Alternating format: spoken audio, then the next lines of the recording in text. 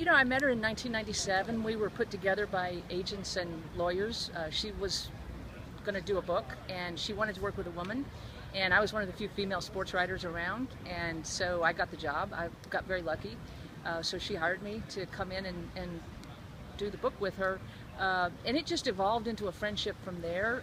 You know, when you spend several months with somebody working on a book, you laugh and you fight and you wind up pretty good friends in the end. And she was just so much fun to be around. And, you know, the first thing that really happened was with the book project was I wanted to live up to her. You know, her example was so strong.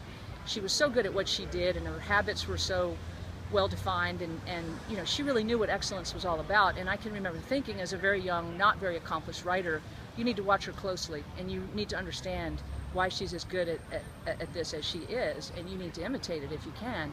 And so she had a tremendous impact on a young writer who was still developing. I wasn't going to let her down. I wanted to be as good at what I did as she was at what she did, and that's what she wanted for me. So, well, first of all, she was already so successful. So I mean, she was established. She was an established champion, and when she started talking, it just the ring of authenticity. She really knew what she was talking about. You could feel the effect she had on you. You could see the effect she had on her players, and I just knew this is the real thing. This is the real, honest-to-God thing. And once you've seen it, once you've seen her example, if you turn away from it, you're cheating yourself. And that's the main thing that she taught her players, that she taught me. This is what excellence looks like. This is what it takes. And now that you've seen it, if you don't achieve it, that's your fault. And so really, she kind of implanted a work ethic and a kind of conscience in people. She exposed you to what the top of her profession took and what it looked like and what those habits were in successful people.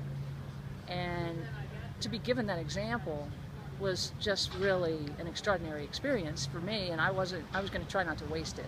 Pat swam upstream for so much of her career when it came to being an ambitious career woman.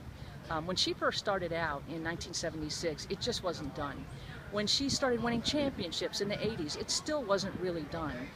To be a competitive woman, to be an aspirational woman, to be a strong, ambitious woman, really, you know, Pat was swimming upstream with all of that. By the time she got done, it was completely acceptable, and she helped accomplish that for American women. I mean, she has a huge cultural impact. That's why she got the Presidential Medal of Freedom. I mean, she really altered life for American women.